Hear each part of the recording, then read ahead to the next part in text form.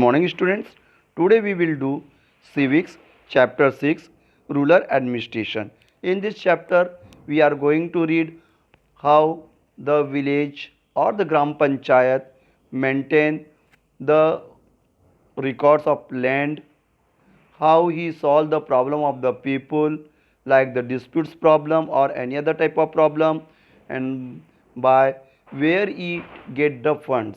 तो हम इस चैप्टर में पढ़ेंगे कि जो ग्राम पंचायत है किस प्रकार वो लोगों की समस्याओं को सॉल्व करती है, लोगों को सुविधाएं प्रदान करती है।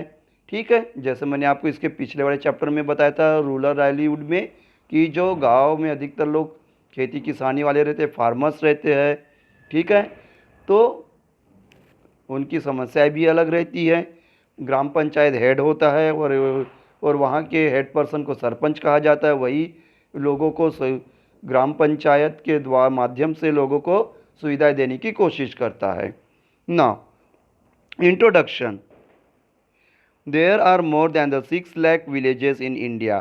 Taking care of their needs for the water, electricity, road connection is not a small task. Land records have to be maintained and conflict to need to be dealt. तो हमने इंट्रोडक्शन में क्या देखा कि हमारे भारतवर्ष में लगभग 6 लाख के आसपास के गांव है और हर गांव के हर पर्सन को सड़कें चाहिए, बिजली की व्यवस्था चाहिए, पानी चाहिए, जो एक इजी टास्क नहीं है। ये सब किसके माध्यम से संभव होता है? ग्राम पंचायत के द्वारा। Even the gram panchayat maintain the land record. Gram panchayat का एक और काम है कि वो हर एक व्यक्ति के लैंड का रिकॉर्ड रखे। ठीक है, और अगर कोई डिस्प्यूट्स है लोगों के बीच में तो उसको सॉल्व करने की कोशिश कौन करता है? Gram panchayat. Now quarrel in the village, हम एक छोटी सी स्टोरी के माध्यम से समझ सकते हैं। Mohan notice that Raghu had shifted the bund but the Raghu refuse to accept and instead he beat Mohan. Mohan neighbors helped him and was provided the first aid. तो हम यहाँ एक स्टोरी के रूप में देखें कि मोहन और रघु के खेत आसपास में लगे हुए। मोहन जो है थोड़ा गरीब किसान है, परंतु रघु उससे थोड़े पैसे वाला है। तो उसने क्या किया, कुछ हिस्सा मोहन के खेत का अपने खेत में मिला लिया। जब रघु के पास मोहन शिकायत करता है तो रघु उसको पीट देता है, मारपीट करता है, उससे वो घायल हो जाता है। उसके पड़ोसी उसे हॉस्पिटल ले जाके फर्स्ट एड देते हैं और वे इस मैटर को कहाँ ले जाते? ग्राम पंचायत। ग्राम सभा, तो जैसे हमको मालूम है कि गाँव में ग्राम सभा होती है। ग्राम सभा का काम है कि लोगों के डिस्प्यूट्स को सॉल्व करना। और यहाँ पे भी वही हुआ कि जो मोहन और रघु है ग्राम सभा जाते हैं, वो पंचायत में अपनी शिकायत करते हैं, मीटिंग होती है। ठीक है, और यहाँ पे देखिए एक देखने वाली बात है कि जो पर्टिकुलर विलेज में 18 और ऊपर के लोग हैं वही ग्राम सभा में पार्टिसिपेट करते हैं।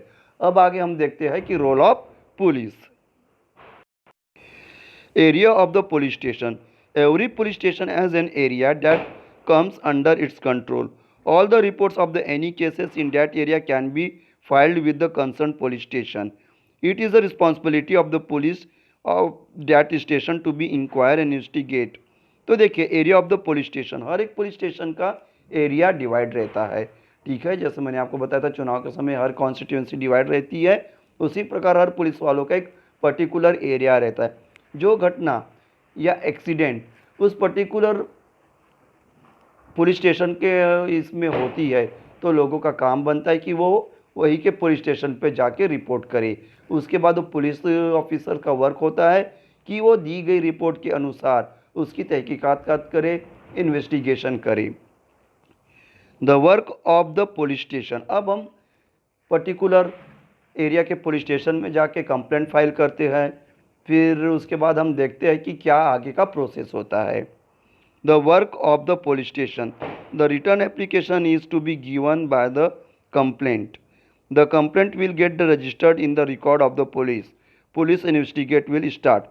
तो देखिए जब आप उस पर्टिकुलर पुलिस स्टेशन में जाके आप अपनी रिटर्न कंप्लेंट देते हैं तो पुलिस का काम बनता है उस जो रिकॉर्ड जो कंप्लेंट किसी पर्टिकुलर व्यक्ति के द्वारा दी गई है तो उसका सर्च करे।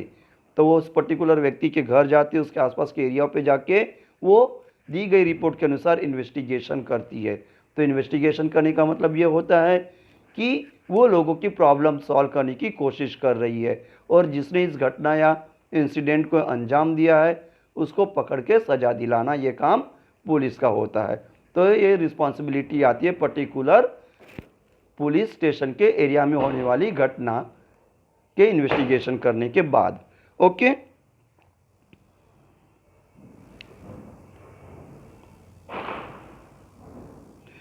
Now we come to the land record. जैसे मैंने आपको इसके पहले ही बताया था कि विलेज की जो ग्राम पंचायत है उसका काम है लैंड रिकॉर्ड रखना। तो जैसे मैंने आपको इंसिडेंट बताया, मोहन और रघु के बीच में जो लड़ाई हुई, ठीक है, मोहन ने ऑब्जेक्शन उठाया कि रघु ने उसकी ज़मीन पे कब्जा कर लिया। तो कैसा पता चलेगा कि रघु ने क्या वाकई में मोहन के लैंड पे कब्जा किया है कि मोहन झूठ बोल रहा है? तो ये हम पता कर सकते हैं लैंड रिकॉर्ड के द्वारा। अब देखते हैं land record. Measuring the land and keeping the land record is the work of the Patwari. Patwari is known as the different name in the different states, Lekpal, Kanuga, or the Karmchari, or the village office, etc. Each Patwari is responsible for the group of the village. He maintains and updates the record of the village. तो देखिए यहाँ पे सबसे बड़ा काम होता है, जैसे हमने आपको बताया, पटवारी। पटवारी का काम है कि वो विलेज के हर व्यक्ति, हर पर्सन के लैंड का रिकॉर्ड रखे, चाहे अगर उसने ज़मीन खरीदी हो या बेची हो, तो उसका काम होता है पटवारी का कि वो उस पर्टिकुलर व्यक्ति के लैंड का रिकॉर्ड रखे, अपडेट करे। ठीक है, इससे क्या होता है, जब इससे ये होता है कि आगे में जैसे मोहन या रघु की जैसे कोई इंसिडेंट होता है, डिस्प्यूट्स होता है ज़मीन को लेके, तो पर्टिकुलर पटवारी के पास जाके लैंड रिकॉर्ड के द्वारा हम देख सकते हैं। तो यहाँ पे भी वैसे ही हो सकता है कि ग्राम पंचायत में जो सरपंच है वो क्या करेगा, पटवारी से लैंड रिकॉर्ड मंगवा सकता है, किसके, रघु और मोहन के, और वो दोनों को कंपेयर करके देख सकते हैं कि क्या वाकई में रघु ने मोहन के खेत पे कब्जा किया है या मोहन झूठ बोल रहा है। तो इस रिपोर्ट के आधार पर वो अपना फैसला दे सकता है। इसलिए हम यहाँ देखते हैं कि पटवारी का काम कितना इम्पोर्टेंट है।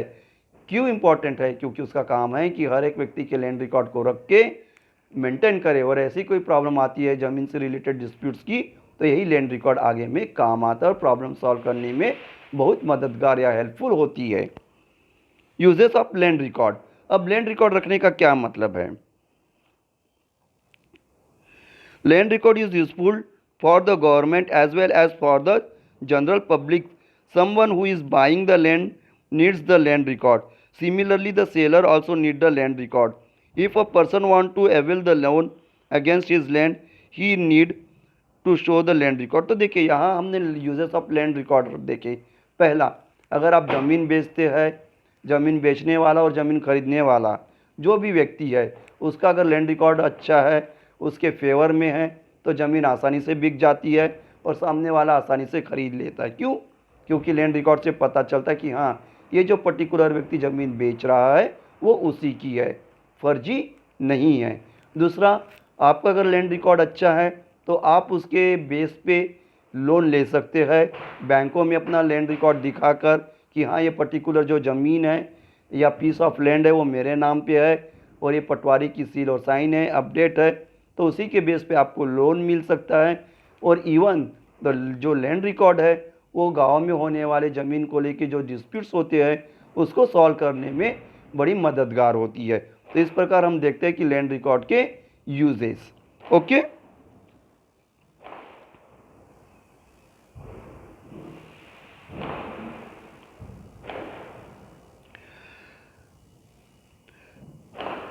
ना अभी हम बात करते हैं structure of the administration. All the states of India are divided into the districts for the managing the matters relating to the land. This districts are further subdivided. This division of the districts are known by the different names such as the tehsil, taluka, etc. At the head of the district collector and under here the revenue officer, also known as the tehsildar. They supervise the work of the patwari and ensure that the records are properly kept and the land revenues collected. तो structure of administration हम क्या देखते हैं, जैसे एक state है, जैसे हम छत्तीसगढ़ का एग्जांपल लेते हैं, वो कई सारे डिस्ट्रिक्ट्स में डिवाइडेड है। ठीक है, इससे क्या होता है, एडमिनिस्ट्रेशन कराना, लोगों को सही प्रकार की सुविधा देना, लोगों को न्याय दिलाना, या मूलभूत सुविधा जैसे पानी, बिजली या सड़कों को आसानी से अवेलेबल किया जा सकता है। फिर यही डिस्ट्रिक्ट जो है कई सारे इसमें तहसील्स में डिवाइड होते हैं। फिर यही विलेज, कई सारे विलेज जो है तहसील के अंडर में आते हैं और तहसील जो है वो डिस्ट्रिक्ट के अंडर में होते हैं। तो जो डिस्ट्रिक्ट लेवल पे होता है वो होता है डिस्ट्रिक्ट ऑफिसर, जिसे हम कहते हैं कलेक्टर। कलेक्टर के अंडर में तहसीलदार आते हैं और तहसीलदार के अंडर में आते हैं पटवारी जो गाँव में होते हैं। और पटवारी का काम लैंड रिकॉर्ड मेंटेन करना, रेवेन्यू कलेक्ट करना। उसी प्रकार तहसीलदार का काम होता है कि वो पटवारी के कामों को सुपरवाइज करना कि जो गांव में पटवारी अपॉइंट किया गया है गवर्नमेंट के द्वारा, क्या वो वाकई में सही तरीके से काम कर रहे हैं या नहीं।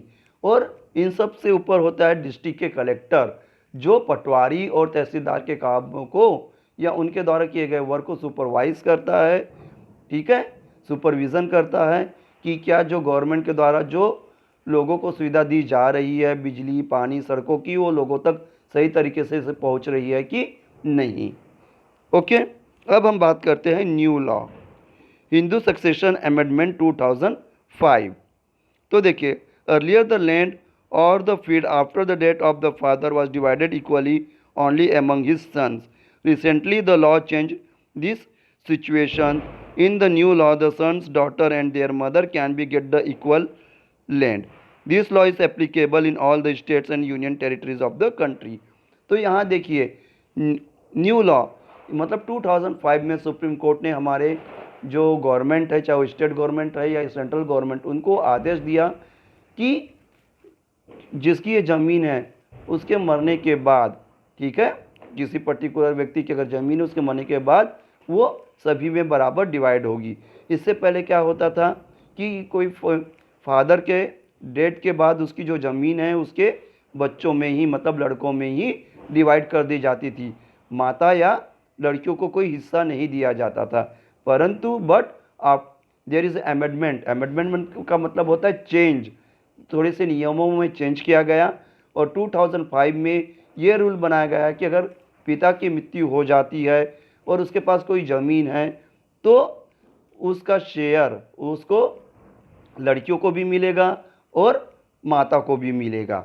इस प्रकार हम देखते हैं कि हमारा जो कानून है किस प्रकार से अपने इसमें थोड़ी बहुत तब्दीली लाकर लड़कियों के भी फेवर में पिता की संपत्ति का अधिकार देती है। Okay, so this chapter is completed.